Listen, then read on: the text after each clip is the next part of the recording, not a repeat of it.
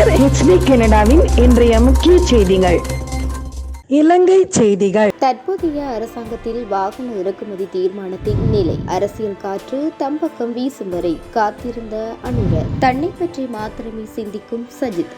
முன்னாள் அமைச்சர் சாடல். முன்னாள் ஜனாதிபதிகளுக்கு ஒதுக்கப்பட்ட கோடிக்கணக்கான பணம்.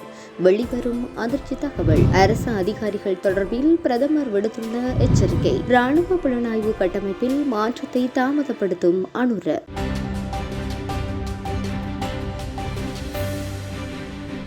கடந்த அரசாங்கம் வாகன இறக்குமதி தடையை படிப்படியாக நீக்குவதற்கு வழிவகுத்த நிதி நிலைமைகள் அந்த அரசாங்க மாற்றத்திற்கு பின்னரும் மாறாமல் இருப்பதாக இலங்கை மத்திய வங்கியின் ஆளுநர் நந்தலால் வீரசிங்க வலியுறுத்தியுள்ளார்.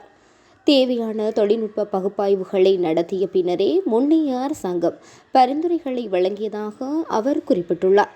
இதன்படி 2025 பிப்ரவரி 1ஆம் தேதிக்குள் தனியார் வாகன இறக்குமதி மீதான கட்டுப்பாடுகளை முழுமையாக தளர்த்துவதற்கான திட்டங்களை முந்தைய நிர்வாகம் அறிவித்திருந்தது. நிதி நிலைமைகள் எதிர்பார்த்த பாதையில் தொடருமானால் தீர்மானத்தை தக்க வைத்துக் கொள்வது சாத்தியமாகும் என வீரசிங்க குறிப்பிட்டுள்ளார். எவ்வாறாயினும் வாகன இறக்குமதி தொடர்பான இறுதி முடிவு தற்போதைய நிதி அமைச்சினுடையது எனவும் அவர் சுட்டிக்காட்டியுள்ளார். இலங்கை ஒரு வரலாற்று கட்டத்தில் உள்ளதாக த கார்டியன் தெரிவித்துள்ளது. 2019ஆம் ஆண்டு நடைபெற்ற ஜனாதிபதி தேர்தலின் போது அவர் வெறும் 3.8% வாக்குகளை பெற்று அனுரகுமார திசநாயக்க இந்த வாரம் ஜனாதிபதியாக பதவியேற்றார். ஜனதா விமுக்தி பெரமுன என்ற மக்கள் விடுதலை முன்னணியைச் சேர்ந்த அனுரகுமார தேசிய மக்கள் சக்திக்கும் தலைமை தாங்குகிறார். 1970களின் முற்பகுதியிலும் 80களின் பிற்பகுதியிலும் JVP 2 பெரும் கிளர்ச்சிகளில் ஈடுபட்டது. இதன் விளைவாக பல்லாயிரக்கணக்கான உயிர்கள் பலியாகின. இதன்போது பாரிய வன்முறைகள் JVP மற்றும் அப்போதைய அரசாங்கங்களால் மேற்கொள்ளப்பட்டன. எனினும் புரட்சிகர மார்க்சின் லெனிசம் எனும் மக்கள் இன தேசியவாதம் ஆகியவற்றின் கலவையிலிருந்து JVP கட்சி வெகு தூரம் வந்து மையவாத பிரதான நீரோட்டத்திற்கு நகர்ந்துள்ளது. நாட்டின் தெற்கே கிராமப்புறங்களில் அதன் வேர்களில் இருந்து கட்சி புறநகர் மற்றும் சிறிய நகரங்களில் அதன் தளத்தை மீண்டும் உருவாக்கியது. அத்துடன் ஊழலின் பிரச்சினைகளை கையில் எடுத்து நடுத்தர வர்க்கத்தை கூட கவர்ந்திருந்தது. சஜித் பிரேமதாச இந்த சந்தர்ப்பத்தில் கூட தன்னை பற்றி மாத்திரமே சிந்திப்பவராகவே இருக்கின்றார். அவரால் நாட்டை கட்டி எழுப்ப முடியும் என்று நாம் நம்பவில்லை. எனவே பொது கூட்டணியின் கீழ் பொது சின்னம் ஒன்றில் நாடாளுமன்ற தேர்தலில் களமிறங்குவோம் என முன்னாள் அமைச்சர் மனுஷ நாணயக்கார தெரிவித்துள்ளார். கொழும்பில் நேற்று சனிக்கிழமை ஊடகங்களுக்கு கருத்து வெளியிடும் போது அவர் இதனை குறிப்பிட்டுள்ளார். முன்னாள் ஜனாதிபதி ரணில் விக்ரமசிங்க நாட்டுக்கு சேவையாற்றியிருக்கின்றார் என்பதனை 22 லட்சம் மக்கள் உணர்ந்துள்ளனர். ஏனைய 42% நாட்டில் மாற்றம் ஒன்று வேண்டும் என்று தீர்மானித்துள்ளனர். அந்த மக்கள் ஆணைக்கு நாம் மதிப்பளிக்கின்றோம். ஏனையோரை போன்று நாடு வீழ்ச்சியடையும் வரை பார்த்து கொண்டிருப்பவர்கள் நாம் அல்ல. யார் ஆட்சி செய்தாலும் நாடு அபிவிருத்தி அடைய வேண்டும் என்பதே எமது விருப்பமாகும். ஆனால் நாடு வீழ்ச்சியடைந்த போது சஜித் பிரேமதாச பொறுப்புகளை ஏற்கவில்லை. அவ்வாறான ஒருவரால் நாட்டை கட்டியெழுப்ப முடியும் என்று நாம் நம்பவில்லை. அதற்கான பழமிக்க தலைவராகவும் நான் அவரை பார்க்கவில்லை எனவும் குறிப்பிட்டுள்ளார்.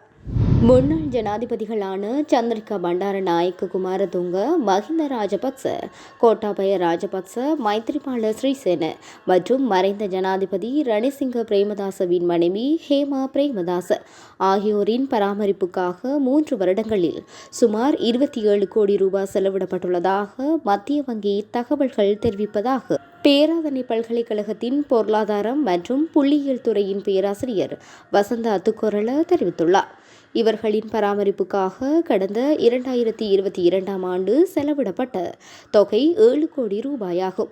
2023ஆம் ஆண்டு 8 கோடிக்கும் அதிகமாகவும் இந்த ஆண்டு 11 கோடிக்கும் அதிகமாக அந்த தொகை வளர்ந்திருப்பதாகவும் அவர் குறிப்பிட்டார். இந்த முன்னாள் ஜனாதிபதிகள் மற்றும் முன்னாள் முதல் பெண்மணிக்கு ஒதுக்கப்பட்ட பணத்தின் அளவு சுமார் 45% வளர்ச்சியை காட்டுவதாகவும் பேராசிரியர் கூறினார். முன்னாள் ஜனாதிபதி சந்திரிகா பண்டாரநாயக்க குமாரதுங்கவிற்கு இவ்வருடம் 1,56,70,70,000 ரூபாய் ஒதுக்கப்பட்டுள்ளது. முன்னாள் ஜனாதிபதிகளான மஹிந்த ராஜபக்ச, மைத்ரிபால சிறிசேன மற்றும் கோட்டாபய ராஜபக்ச ஆகியோருக்கு தலா 2,91,70,000 ரூபாவை ஒதுக்கியதாக கூறும் பேராசிரியர், இந்த வருடம் முன்னாள் ஜனாதிபதி ரணசிங்க பிரேமதாசவின் மனைவி ஹேமா பிரேமதாசவுக்கு 28 லட்சம் ரூபாய் ஒதுக்கப்பட்டுள்ளதாகவும் குறிப்பிட்டுள்ளார். தேசிய மக்கள் சக்தி தலைமையிலான அரசாங்கத்தினால் வழங்கப்படும் அனைத்து நியமனங்களுக்கும் அரசாங்கமே பொறுப்பாகும் என பிரதமர் ஹரிணி அமரசூரிய கண்டியில் தெரிவித்துள்ளார். தனது அரசாங்கத்தின் கீழ் உள்ள அரசு அதிகாரிகள் மீது குற்றம் சுமத்தப்பட்டால் அது தொடர்பில் நடவடிக்கை எடுக்க தயங்கப் போவதில்லை என்றும் பிரதமர் கூறியுள்ளார். கண்டியில் பௌத்த மத தலைவர்களை தரிசித்த பின்னர் ஊடகவியலாளர்களின் கேள்விகளுக்கு பதிலளிக்கும் போதே பிரதமர் மேற்கண்டவாறு தெரிவித்துள்ளார்.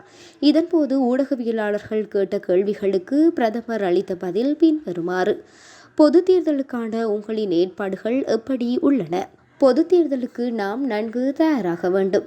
நாட்டை இன்னும் சிறப்பாக மாற்றக்கூடிய ஒரு அணி தேர்ந்தெடுக்கப்பட்டு நாடாளுமன்றத்திற்கு அனுப்பப்படும் என்று நாங்கள் நம்புகிறோம். கேள்வி: 3 பேர் கொண்ட அமைச்சரவை நாட்டின் பொறுப்பை நிறைவேற்ற முடியுமா? இந்த நேரத்தில் அந்த பொறுப்பை ஏற்றுக்கொண்டோம் எனவும் அவர் பதிலளித்துள்ளார்.